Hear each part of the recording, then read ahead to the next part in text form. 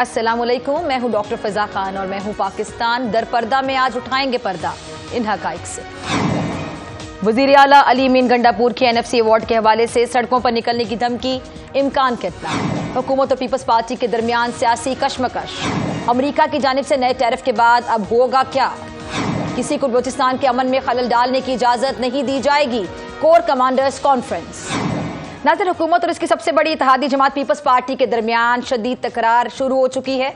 यहां तक कि पीपल्स पार्टी अब हुकूमत से अलहदगी का इंदिया दे रही है। पीपल्स पार्टी का यह शिकवा है कि दरियाए सिंध में नहरी निकालने के मामले पर हुकूमत पीपल्स पार्टी के मौक़िफ़ को नजरअंदाज कर रही है और यही वजह है कि पीपल्स पार्टी हुकूमत के खिलाफ नहरें निकालने के मामले पर भरपूर मज़ाहमत कर रही है। हुकूमत को अपना फैसला वापस लेने पर मजबूर करने के लिए पीपल्स पार्टी ने सिंध में एहतजाज का सिलसिला शुरू किया, जो कि पीपल्स पार्टी की जानिब से एक ट्रेलर बताया जा रहा है। लेकिन बिलावल भुट्टो जरदारी अब वाज़े अंदाज में कह रहे हैं कि विफाक को दरियाए सिंध से नहरें निकालने के मामले पर अपना फैसला हर सूरत वापस लेना होगा। बिलावल भुट्टो की जेर सदारत आज पार्टी का इजलास भी हुआ, जिसमें नई नहरों से मुतालिक स्ट्रैटेजी समेत अहम जो मामलात हैं उन पर मुशावरत की गई। और आज जुल्फ़िकार अली भुट्टो की बरसी भी है। पीपल्स पार्टी इस वक्त नहरों के मसले को अपनी जिंदगी और मौत का मसला समझ रही है और मीडिया रिपोर्ट्स के मुताबिक विफाकी हुकूमत से इत्तेहाद के खात्मे समेत दीगर ऑप्शंस पर गौर किया जा रहा है, जबकि आसिफ अली जरदारी ने बिलावल साहब को तमाम फैसलों का इख्तियार दे दिया। और दूसरी जानिब पीपल्स पार्टी ज़राए के मुताबिक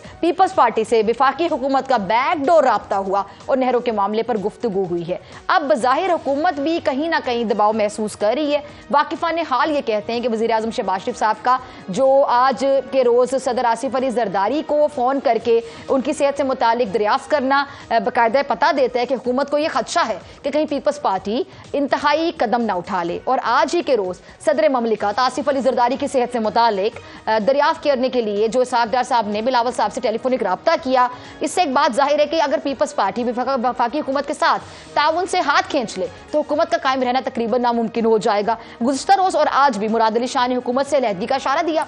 वज़ीर आला सिंध कहते हैं कि नून लीग की हुकूमत पीपल्स पार्टी के अरकान कौमी असम्बली की हिमायत से कायम हुई और अगर नहरों का मसला हल नहीं होता तो फिर हम आखिरी हद तक जा सकते हैं। यानी नौबत यहाँ तक आ चुकी है कि पीपल्स पार्टी जो मौजूदा वज़ीर आज़म है उनके खिलाफ अदम एतमाद की तहरीक लाने की बातें करना शुरू हो गई है।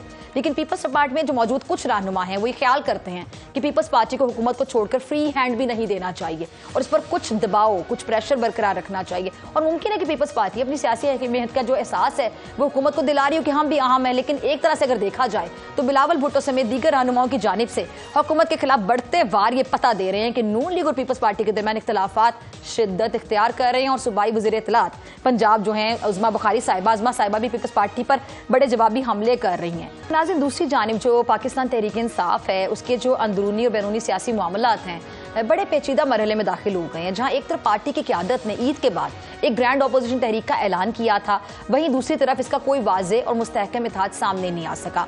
तहरीक इंसाफ के रहनुमा मुसलसल अपोजिशन की सफ़ों में इत्तेहाद की कोशिशें कर रहे हैं, लेकिन उनकी ये कोशिशें ताहाल किसी बड़ी कामयाबी से हमकनार नहीं हो सकी हैं।